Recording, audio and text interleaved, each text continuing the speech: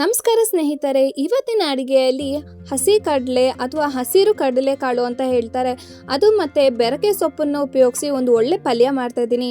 ಹಾಗಾದರೆ ಬನ್ನಿ ಹೇಗೆ ಮಾಡೋದು ಅಂತ ನೋಡೋಣ. ಮೊದಲು ನಾನಿಲ್ಲಿ ಒಂದು 3-4 ಥರ ಬೆರಕೆ ಸೊಪ್ಪನ್ನ ತೊಗೊಂಡು ಅದನ್ನು ನೀಟಾಗಿ ಬಿಡಿಸಿ ತೊಳೆದು ತೊಗೊಂಡಿದ್ದೀನಿ.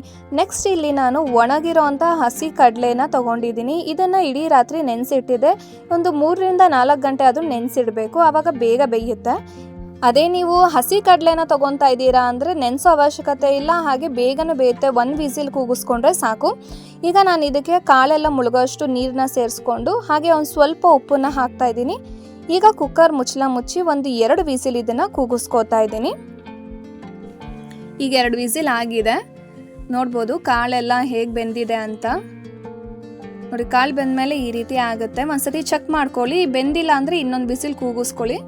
ನೋಡಿದ್ರೆ ಕಾಳೆಲ್ಲ ಚೆನ್ನಾಗಿ ಬೆಂದಿದೆ. ಈಗ ಬೆಂದಿರೋ ಕಾಳಿಗೆ ನಾನು ತುರಿದಿಟ್ಕೊಂಡಿರುವಂಥ ಹಸಿ ಕೊಬ್ಬರಿನ ಹಾಕ್ಕೊತಾ ಇದ್ದೀನಿ. ಇದನ್ನು ಪಲ್ಯ ಮಾಡ್ಬೇಕಾದ್ರೆ ಕೊನೆಯಲ್ಲೂ ಹಾಕೋಬೋದು, ಬಟ್ ನೀವು ಬಾಕ್ಸ್ಗೆಲ್ಲ ಹಾಕ್ತಾ ಇದ್ದೀರಾ ಅಂದರೆ ಈ ರೀತಿ ಮಾಡಿಕೊಂಡ್ರೆ ಎಷ್ಟೊತ್ತಾದರೂ ಸಾಯಂಕಾಲದವರೆಗೂ ಪಲ್ಯ ಅನ್ನೋದು ಸ್ಮೆಲ್ ಬರೋದು, ಅಳಿಸೋಗೋದು ಆ ಥರ ಆಗಲ್ಲ. ಈಗ ಅದಕ್ಕೆ ನಾನು ಕಟ್ ಮಾಡಿ ಇಟ್ಕೊಂಡಿರುವಂಥ ಸೊಪ್ಪನ್ನ ಸೇರಿಸ್ಕೊಂಡು ಈಗ ಇದನ್ನು 1 ವಿಸಿಲ್ ಕೂಗಿಸ್ಕೊತಾ ಇದ್ದೀನಿ. ಬರೀ 1 ವಿಸಿಲ್ ಕೂಗಿಸ್ಬೇಕು, ಕೂಗಿದ್ಮೇಲೆ ಸೀಟಿ ತೆಗೆದ್ಬಿಡ್ಬೇಕು. ಮತ್ತು ಮುಚ್ಚಳ ತೆಗಿಯೋದಕ್ಕೆ ಹೋಗಬೇಡಿ, ಸೀಟಿ ಮತ್ತು ತೆಗೆದು ಅದು ಹಾವಿಯೆಲ್ಲ ಹೋದ್ಮೇಲೆ ಕುಕ್ಕರ್ ಮುಚ್ಚಳನ ತೆಗಿಬೇಕು. ನೋಡಿ, ಈಗ ಸೊಪ್ಪು ಕಾಳು ಎಲ್ಲ ಚೆನ್ನಾಗಿ ಬಂದಿದೆ. ಸೊಪ್ಪು ಬಸ್ದಿರೋ ಅಂಥ ನೀರನ್ನು ನಾನು ವೇಸ್ಟ್ ಮಾಡೋದಕ್ಕೆ ಹೋಗಲ್ಲ.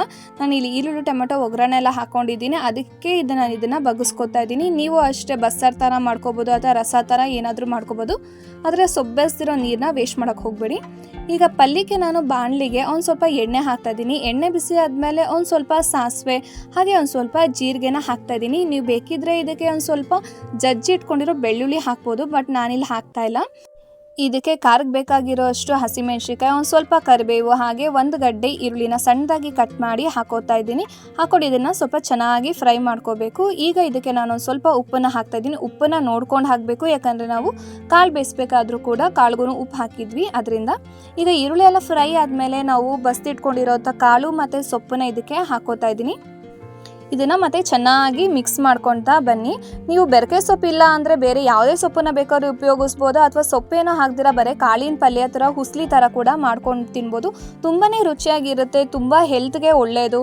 ನೀವು ಕೂಡ ಮನೆಯಲ್ಲಿ ಒಂದ್ಸತಿ ಟ್ರೈ ಮಾಡಿ. ಹೇಗಿತ್ತು ಅಂತ ನನಗೆ ಕಮೆಂಟಲ್ಲಿ ತಿಳಿಸಿ.